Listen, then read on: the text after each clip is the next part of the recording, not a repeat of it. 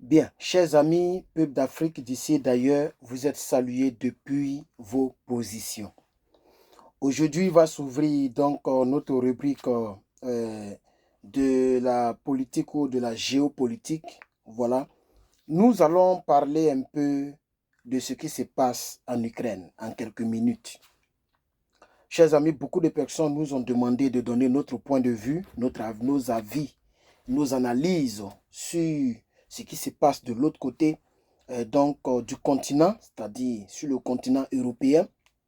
Vous savez très bien qu'il y a plus de 2 ans, le patron de la Fédération de la Russie, M. Vladimir Poutine, a pris la décision de pouvoir faire reculer l'OTAN, parce que c'est le vrai nom. L'attaque militaire contre la Russie, c'est de faire reculer l'OTAN.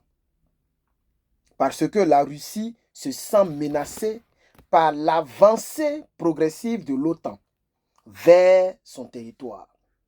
Et vous savez très bien que M. Zelensky veut appartenir à l'OTAN.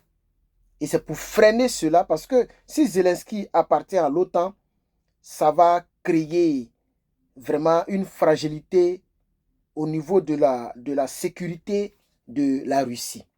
C'est pourquoi M. Vladimir Poutine a donc lancé ce qu'ils ont appelé, j'oublie un peu le nom, comme je ne suis pas trop habitué à ce genre de sujet, mais je pense que c'était quelque chose, opération militaire, un truc comme ça, j'ai un peu oublié. Voilà, j'ai un peu oublié. Donc, ils ont lancé cela. Plusieurs personnes ont manifesté leur joie. Je veux parler des Toubabou, les chaînes Toubabouliales que vous connaissez déjà, France 24, RFI, BBC, TF1, LCI, BFM TV, en tout cas, c'est même Afrique, Jeune Afrique, tous ceux-là ont commencé à faire des posts comme quoi ces 2 derniers jours, je pense que c'était avant-hier même,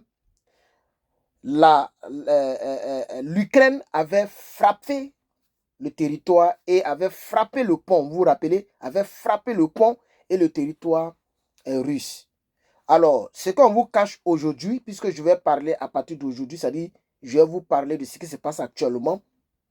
Ce qu'on vous cache, c'est que la Russie a fait des raids aériens sur le territoire ukrainien. J'ai essayé de regarder les chaînes Toubaboulian, les gens n'en parlent pas. Les gens continuent de parler d'une avancée de l'Ukraine. Mais on ne parle pas de frappe de la Russie. Vous voyez? Moi, je propose, avant d'aller plus loin, je propose... Alors, chers camarades, pour la pause publicitaire, vous voyez, les tenues sont déjà là. Vous voyez, les tenues sont déjà là. Ça, c'est les tenues non imprimées qui sont là. Voilà, non imprimées. Ça, c'est déjà imprimé. Vous voyez les tenues. Voilà. Donc, nous avons même ici d'autres polos que j'ai déjà emballés. Ok. Nous avons le blanc ici. Et ici, nous avons toutes nos tenues panafricaines que vous voyez là. Voilà. Que cette guerre, et c'est pourquoi je suis dans la même direction politique occidentale de Donald Trump. Parce qu'il ne faut pas encourager cette guerre. Personne ne gagnera. Normalement, c'est la Russie qui devrait gagner. Mais ça sera difficile pour la Russie de gagner parce que cette guerre est financée par l'OTAN. Vous voyez, leur premier allié, je crois même qu'avant les États-Unis, c'est l'Allemagne. L'Allemagne a donné beaucoup de sous et beaucoup d'autres choses. La France aussi est là, mais c'est les États-Unis aussi. Les États-Unis aussi sont là. En tout cas, l'OTAN soutient l'Ukraine. N'eût été l'aide des pays occidentaux, l'Ukraine n'allait même pas tenir un mois. Vous voyez, l'Ukraine n'allait pas tenir un mois. Donc, de la manière dont je vois cette crise ukraino-russe, ou bien russo-ukrainienne, excusez-moi, je pense qu'il est mieux d'aller à la table de la négociation.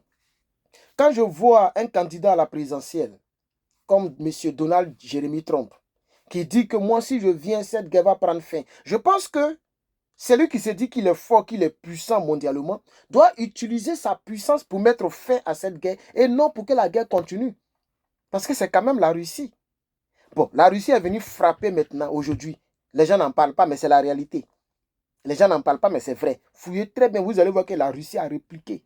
Parce qu'ils ont cassé un pont stratégique. Mais ce que les gens ne savent pas, c'est que les Russes ont des, je vais dire, ils ont des camions qui se déplient comme ça et qui constituent un pont. Je ne sais pas si vous le savez, mais l'armée russe a ça. Des choses qui se déplient, ça devient un pont, les engins passent, et puis ça se plie, et puis ça continue. Vous comprenez? Donc, la Russie a frappé fortement. La petite vidéo que je viens de faire tout à l'heure, ok, concernant le Woubi, malgré que j'ai prononcé Woubi tout au long de la vidéo, YouTube dit que la vidéo est sale, je ne dois pas la mettre en ligne ou bien de la soumettre pour l'analyser. J'ai soumis la vidéo pour l'analyser. Ça encore, vous allez voir, comme il y a Russie qui sort, il y a Poutine qui sort, il y a Ukraine qui sort, ils vont dire que c'est sale. Parce qu'en réalité, les gens nous combattent. Si on faisait des vidéos pour soutenir l'OTAN, si on faisait des vidéos pour soutenir les Woubi, les El Joboto et toutes ces bêtises-là, vous allez voir qu'ils allaient nous laisser en paix. Mais on nous malmène, on nous fatigue parce que nous ne soutenons pas cette politique occidentale. Chers camarades peuples d'Afrique, vous les Africains, vous qui êtes dans le panafricanisme, vous qui êtes surtout mes gars du NRP, la nouvelle révolution panafricaine, vous qui êtes les fans d'Herman le Patriote, vous qui êtes surtout les premiers fans de l'AES, l'Alliance des États du Sahel, j'aimerais vous dire que ce qui se passe en Ukraine n'aura pas de fin tant que les gens se sont pas assis pour discuter. La seule manière pour mettre fin à la guerre russo-ukrainienne, c'est la discussion. Personne ne gagnera. C'est quand même la Russie. Et c'est parce qu'elle est forte qu'elle tient. Puisqu'en réalité, c'est comme une guerre froide. L'Ukraine est seulement un territoire où cette guerre se déroule. Vous voyez, c'est comme une guerre froide. Sinon, on sait très bien que c'est l'OTAN contre la Fédération de la Russie. Ça, on le sait. Même si YouTube va me pénaliser encore pour dire la vidéo est vilaine, on le sait, je le dirai. Et les Africains le savent. Il est important que les Occidentaux changent leur politique. Il est important, surtout ceux qui sont du côté des démocrates aux États-Unis, les gens doivent changer leur politique. C'est pourquoi moi, si je devrais voter, mais si je dois voter, je n'ai même pas envie de voter, mais si je dois voter, je ne voterai pas les démocrates. Parce qu'eux, ils ne cherchent pas à mettre fin à la guerre, à la crise. J'ai même entendu, je ne sais pas, quel journaliste là, sur une chaîne ici, qui disait que Kamala Harris, la vice-présidente actuelle, qui est la candidate des démocrates, elle va continuer de soutenir Israël, elle va continuer de soutenir l'Ukraine. Mais est-ce que c'est une histoire de soutenir? Vous-même, vous voyez que ces deux guerres-là n'arrangent pas le monde. Ça peut aboutir à une troisième guerre mondiale.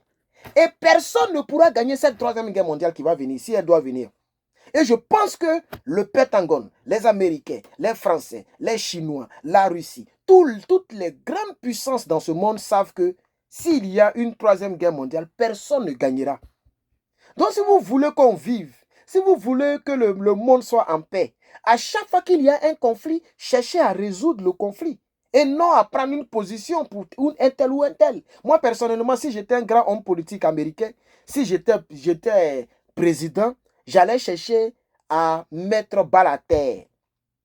Puisque regardez ce qui se passe en Israël. On a même vu M. Clinton, c'est ça non? Le gars là, le secrétaire d'État américain là. Comment il s'appelle même? Je ne connais même pas. Voilà. Lui, il s'est promené partout pour essayer de demander à ce gars-là de ne plus frapper. Ce gars d'Israël là.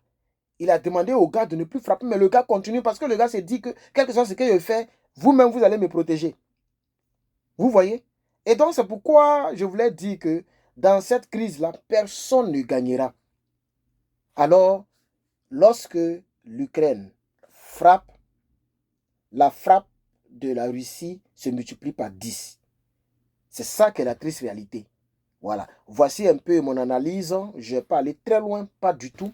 Voici mon analyse sur la géopolitique de ce qui se passe en Ukraine, entre l'Ukraine et la Russie. Je vous remercie, chers camarades, et merci beaucoup de regarder cette pause publicitaire qui va durer 1 minute et après quoi, voilà, vous allez vaquer à vos occupations pour ce magnifique dimanche.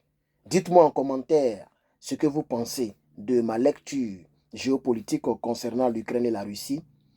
Dites-moi en commentaire qu'est-ce que je dois prononcer comme mot parce que je prononce tous les mots et tout ce que je dis, on me dit que c'est sale.